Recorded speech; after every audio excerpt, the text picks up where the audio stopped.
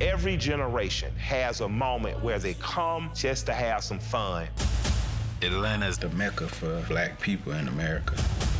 It has multiple historically black colleges. In the 80s, we said, let's plan a picnic during spring break. Let's call it Freaknik. Hey sneak peekers, we're here at the world premiere of Freaknik, the wildest party never told, to learn more about the making of this documentary. So first question, what is Freaknik to you? Freaknik is everything that we loved about Black America and Black hip hop, Black culture. It is an unfound gem.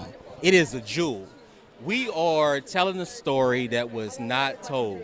We are exposing a lot of stuff that happened that not many people are aware of. We are Freaknik. We are the wildest party never told. It's crazy because I came up with a whole acronym for Freak, and it means fearlessly reliving and embracing Atlanta's culture. So ultimately, Freaknik, to me, is really about celebrating the culture of Atlanta. I mean, when you look back at all the artists that was a part of Freaknik, every last one of them tell you that, hey, you know, nostalgic, like it actually helped kick off the whole black history, the whole black mecca of Atlanta. I look at Freaknik as something that should not only be what it was in 90, but what it could be today, which is using this power for something good. So I'm real excited. Without Freaknik, I'm not here. You know, a lot of artists from the South is not here, you know, because the music drove the actual event, and it just transcended all over the world.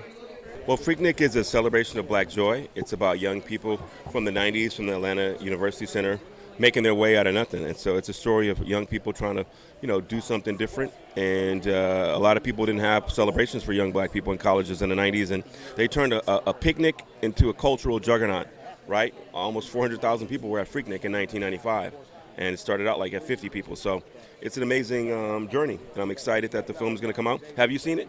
No, I'm seeing it tonight. See it tonight. Okay, good. So Freaknik, it originally started on the campus of AUC. It was students in 1983 that couldn't afford to go home for college, and they ended up doing a picnic, and they were celebrating with their friends, and so it was a safe place. And with that, it just grew by word of mouth, and it metastasized, and then hundreds of thousands of students and people descended upon the streets of Atlanta and took it over, and it became this cultural phenomenon.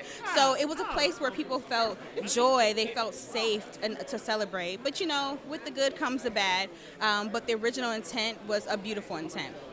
While you were making this film, I'm sure that there were a lot of difficulties. Could you tell me about how it was balancing the negative and positive aspects that came out of Freaknik? I think it's great to highlight both of those things. So I think we did a great job of highlighting both the negative sides that people might not want to talk about and the positive sides, which are, you know, have shaped kind of the culture and where we are today at the same time. Sometimes it's about balance, right? Things that are bad and things that are good can exist in the same plane. And so in telling the story of the, you know, film, I wanted to make sure we saw all of the beautiful things and some of the ugly things that ended Freaknik, which was unfortunately assaults, some violence. You know, a lot of people who weren't actually college students started showing up to the event and turned it from a fun-filled picnic to something a little bit wild. So I wanted to make sure we told the full story, and so that was my goal. Oh, very simply, right? We acknowledge it. We embrace it. You can't run away, you know, from the story. You can't run away from the history. But what you can do is you can actually recreate it into something that is celebrated. So, like, we've made a nonprofit with Freaknik. We've been able to do a health fair that was recognized by the state of Georgia. We was able to use this power to, during the pandemic, have students, you know, book bag drives, being able to go and do activities from meals for different families. So safe sex campaign, voteless, you know, voting, all those things, having a social responsibility with this brand can now turn into something really, really positive and really, really impactful. Yeah, we realized how important it was. It wasn't just a wild and crazy party, but it was more of a movement. You know, it's Freaknik is like Woodstock.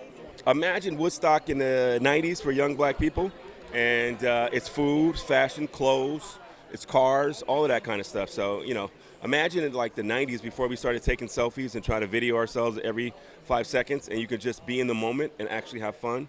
Imagine you and your friends went all over the city and partied and jumped out of your cars and had a good time. That's Freaknik. What do you want people to take away from this documentary? I want people to know that, you know, Freaknik is more than just the infamous, you know, part that they heard about in 1996. other than what you see when you Google it. You say this wild, crazy party, people dancing in the streets, but it was much more than that. And when people see the movie, the documentary, they'll understand that it's much more than that.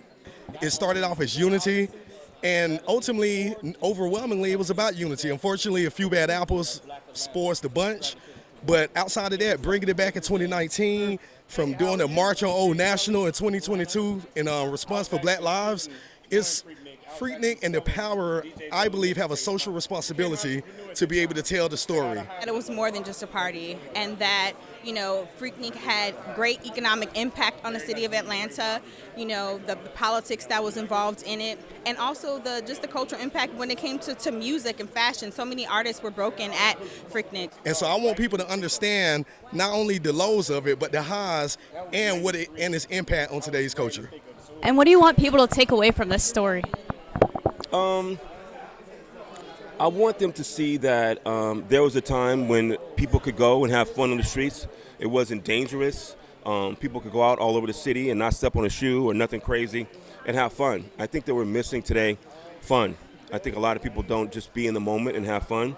And Freaknik was about that. Imagine today, right here in Austin, if they had a party that was all over the city. On the freeway, they were having a party. Can you imagine that? No.